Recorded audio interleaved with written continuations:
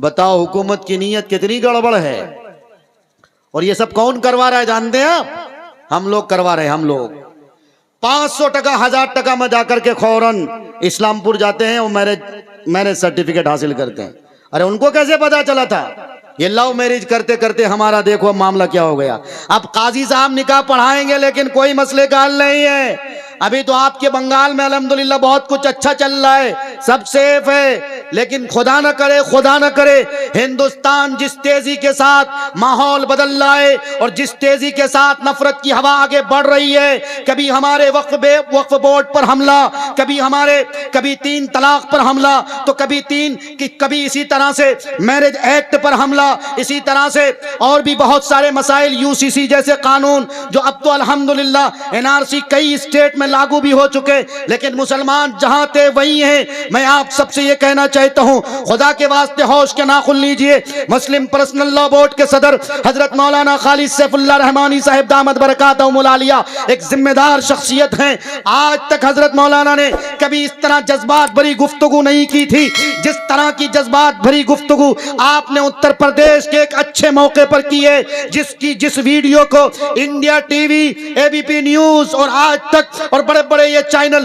جو اپنے آپ کو بڑے بڑے چینل کہلاتے ہیں, جو دراصل حکومت کی دوغلا گیری کرتے ہیں, جو دراصل حکومت کی چمچہ گیری کرتے ہیں. میرے بھائیوں, میرے بزرگوں, مولانا خالد سیف اللہ رحمانی صاحب دامت برکاتہم العالیہ نے اپنی تقریر میں یہ بات کہی, حکومت اگر یہ سمجھتی ہے کہ JPC یعنی جوائنٹ پارلیمنٹ کمیٹی کے پاس جس طرح سے ہم نے تقریباً پونے 4 کروڑ سمتھنگ میل بھیجوائی اور JPC کمیٹی نے منگوائی تھی, ہم نے دے دی. اس کے باوجود اگر حکومت یہ چاہتی ہے کہ ہم مسلمانوں کے وقف بورڈ بل کو پاس کریں گے اور چاہتی ہے کہ کلیکٹر کے انڈر میں پورا سسٹم دے دیں گے, کلیکٹر جو چاہے گا, ہماری مسجد کے ذمہ دار جس کو چاہے گا کلیکٹر وہ طے کرے گا, ہماری خانقاہوں کی ذمہ داری جس کو چاہے گا اس کو دے گا. نہیں ہو سکتا, مسلمان اس کو سویکار نہیں کر سکتا, مسلمان اس کو تسلیم نہیں کر سکتا. مولانا خالد سیف اللہ رحمانی دامت برکاتہم العالیہ نے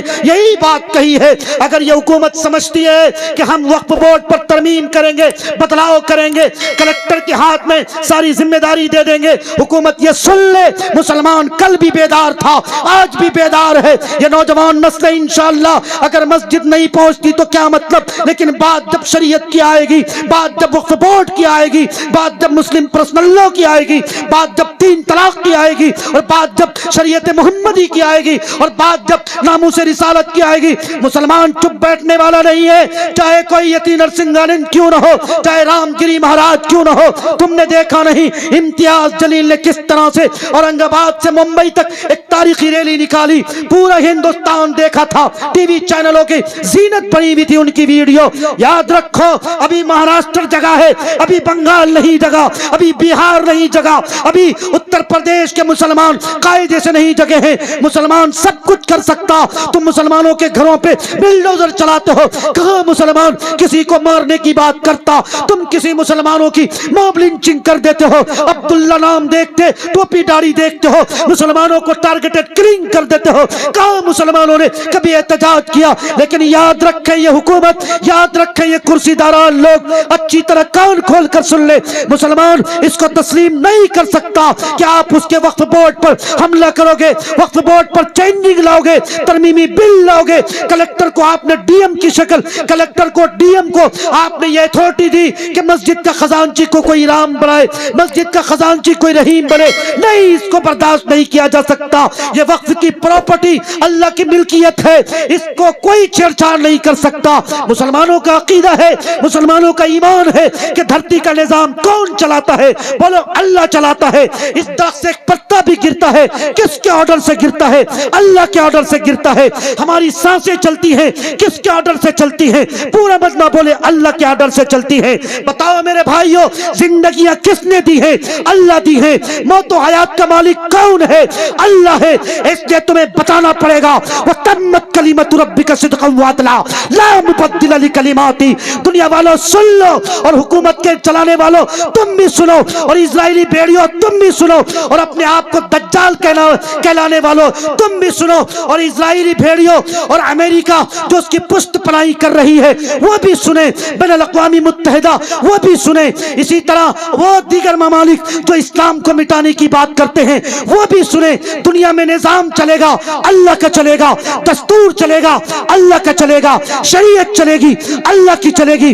ہم اللہ کے علاوہ کسی کو مالک کل نہ کبھی مانے ہیں اور نہ کبھی مانیں گے انشاءاللہ۔ نعرے تکبیر، نعرے تکبیر۔ جناب مفتی معروف راہی صاحب، جناب مفتی عبدالحمید صاحب، سرزمین لال کوری۔ تو میرے بھائیوں انصاف کر کے بتائیں، آپ اگر مسلم پرسنل لاء کے صدر حضرت مولانا خالد سیف اللہ رحمانی صاحب نے جذبات بھری بات کہی، جذبات بھری نہیں تھی، حقیقت پر مبنی بات تھی صاحب، حضرت نے یہی بات کہی، اگر حکومت یہ سمجھتی ہے کہ ہم اس کو قانون بنا دیں گے جو اب تک بل کی شکل میں ہے، جو جوائنٹ پارلیمنٹ کمیٹی کے پاس اب تک یہ مسئلہ چل رہا اور ہم اس کو قانون بنا دیں گے، حکومت جان لیں اور اچھی طرح جان لیں مسلمان سب کچھ برداشت کر سکتا، مسلمان ہر طرح کی چیزوں سے سمجھوتا کر سکتا، لیکن مسلمان اللہ کی ملکیت تمہارے حوالے کبھی نہیں کر سکتا، مسجدیں حکومت کے حوالے نہیں ہو سکتی، مدرسے حکومت کے حوالے نہیں ہو سکتے، خانقاہیں حکومت کے حوالے نہیں ہو سکتی، عیدگاہیں حکومت کے حوالے نہیں ہو سکتی ہیں، اسی طرح قبرستان کی زمینیں اور وقف کے انڈر میں جو ہاسپٹل چل رہے، بڑے بڑے کالجز، بڑی بڑی یونیورسٹیاں چل رہی ہیں، یہ تمہارے حوالے نہیں ہو سکتے، تم جسے جیسے چاہو گے ویسے نصاب کو نافذ کرو گے، نہیں کر سکتا مسلمان برداشت۔ اس کے لیے آپ سب کے پاس ایک میسج، ایک پیغام ہے ہمارے اکابر کی طرف سے۔ آج ہی حضرت مولانا سید ارشد مدنی دامت برکاتہم العالیہ دلی میں تقریر کرتے ہوئے حضرت نے بھی یہی بات کہی کہ مسلمانوں کے وقف بورڈ پر اگر حکومت حملہ کرنا چاہتی ہے تو یاد رکھے مسلمان کوئی چوڑی پہنے ہوا نہیں ہے، مسلمانوں کے ہاتھ میں کوئی کنگن نہیں ہے، مسلمان جیل بھرو آندولن کو قائم کرے گا اور ہندوستان کے جیلوں میں مسلمان جائیں گے، مسلمان جیل کو بھر دیں گے۔ لیکن آپ جانتے ہیں حکومت کے کچھ نمائندے کیا کہتے ہیں؟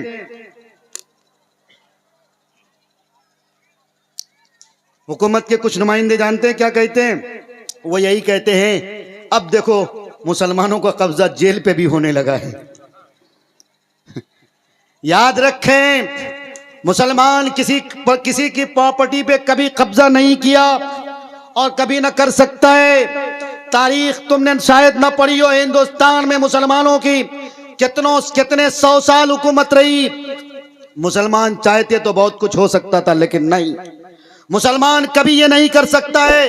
میرے بھائیوں ہمارے پاس پرچی آ گئی اور یہ عقل مندی کا تقاضا کہ جب پرچی آ جائے تو بات کو ختم کر لینی چاہیے۔